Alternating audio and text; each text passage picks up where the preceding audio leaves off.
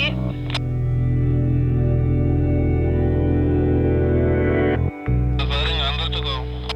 100 meters to go. Stop after.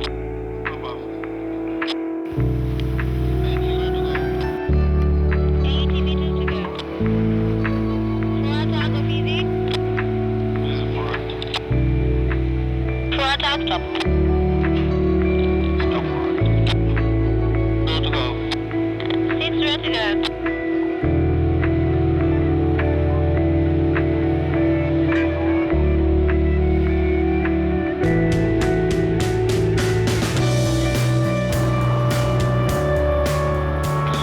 I sort of got introduced into the course at grade 11. I loved the sea from when I was a kid.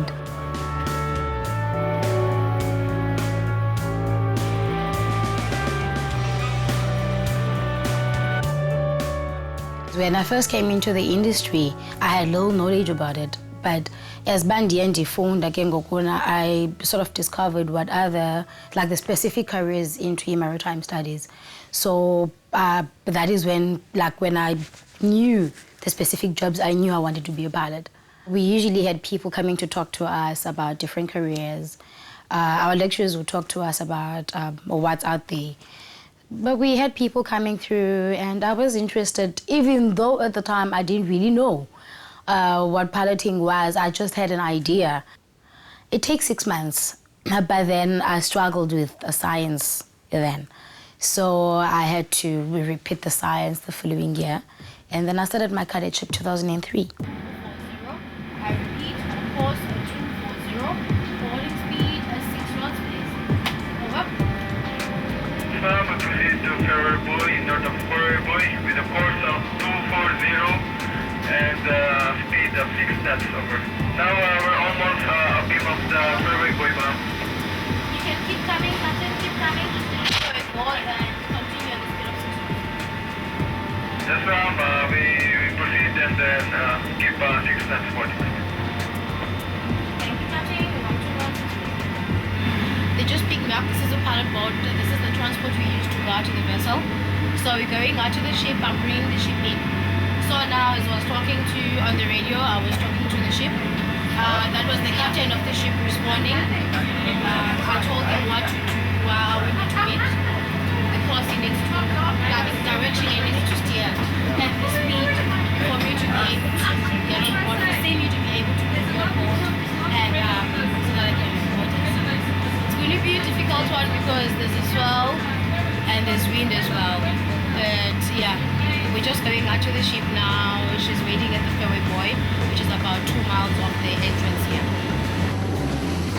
Come. All right. You can come forward, sister.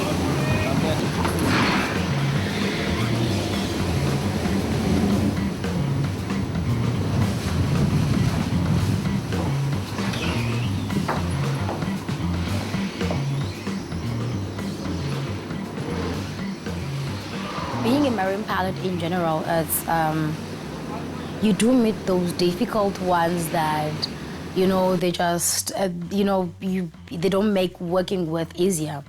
I had an incident with one of the captains. As a pilot, I get there, I'm an advisor. So what happened on that one was that as I give him I tell him what needs to be done, and it's the norm. It's there's nothing out of, it's the normal things that happen. You take the tugs and you do that, you let go the lines and all that.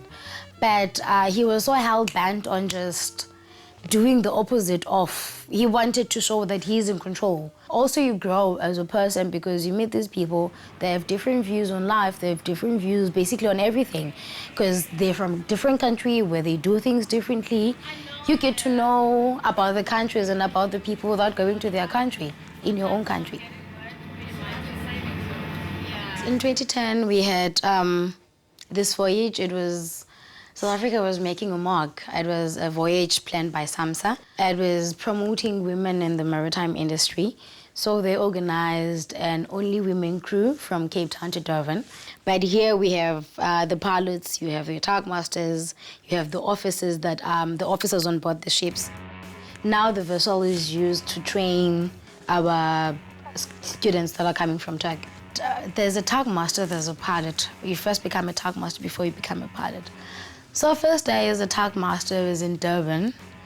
You know, it's okay when you have somebody there, you're driving, and somebody's sitting there, and even though they're not saying much because they feel, okay, you got this, it sort of, it puts you in that comfort zone. It's sort of, you know, you say, okay, I'm okay. At least somebody's there. If something goes wrong, you know that person's going to jump in. And piloting, I remember, that's the one I remember so clearly. We do an assessment. We do assessments, it's over time. And then they say maybe you need to do 12 assessments. And if you pass those assessments, then that gets taken to the harbour master. Harbour master needs to check it out and sign it off and say, okay, you've got your first license. I had done my 12 assessments. I knew my license was coming soon. But then the harbour master hadn't signed the license. So I get to work this day, so I'm still busy following my colleagues and studying. And they had so much work that morning, and the other one was, Ulisa, assessments, how many assessments do you have? They call the harbour master. Harbour master, we've got so many jobs, and it could help if Pilot Bekiswa could be given a license. The harbour master said, I'm giving the license, I'll sign when I get to the office so she can start doing the jobs. I'm like, really? So fast? You know, I was struggling breathing. And as we go with the pilot boat, and as I'm going to this, it was small vessels, and I'm going to them, you're not sure of what you know, are you going to be able to do this, you know? As much as you know, you have that confidence in yourself. So when you start doing that number one, and you complete it by yourself, and like, okay, I got this. The weather, it can make you sweat, and you know, it can make an old man pee in their pants.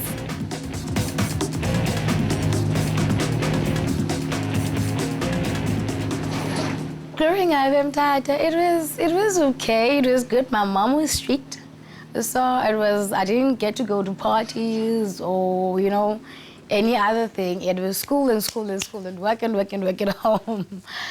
But Mthatha was a small town, as everybody would say it, but we didn't see it as that when we were growing up there.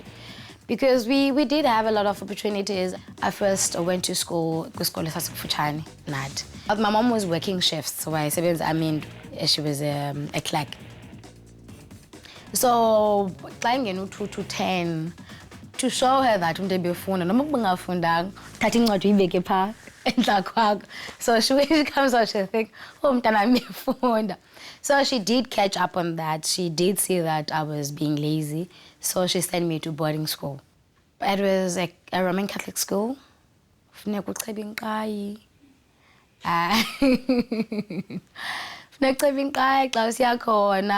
That is when I learned to be independent. I learned to be, which is my mom, to promote on. She wants us to be able to stand by ourselves.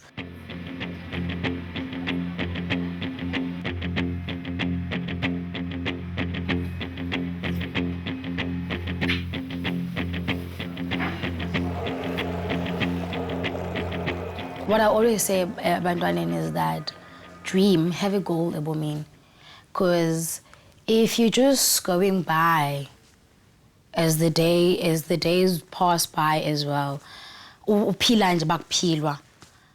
not having a dream, but now one day I want to have that, one day I want to have that, or one day I want to be there, you won't get anywhere, You need to have a direction.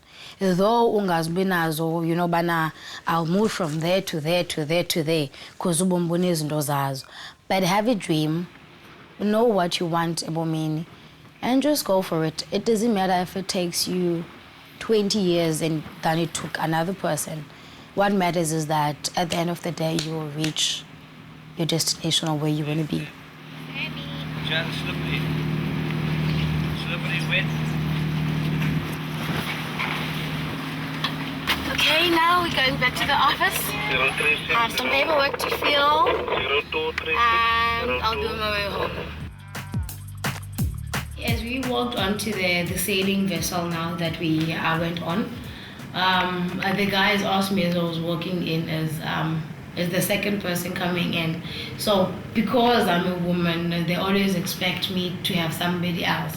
So they sort of get surprised, and you can see the surprised look on their faces when you're saying, no, I'm the only one. So that's the kind of, you get that most often, but we're used to it now. Just accept it and move on. At the beginning, we did get a little bit annoyed, or I did get a little bit annoyed. But now sort of I do understand, because I mean, it's a man industry. There's mostly men in the industry, so they'll expect to see a man, and when they see a female, there's almost that they doubt a little bit. You have to actually do the movement, and when the vessel safely alongside, and then you can see the relief on the captain's face that, actually that was a good job, thank you, pilot. And I'm like, okay.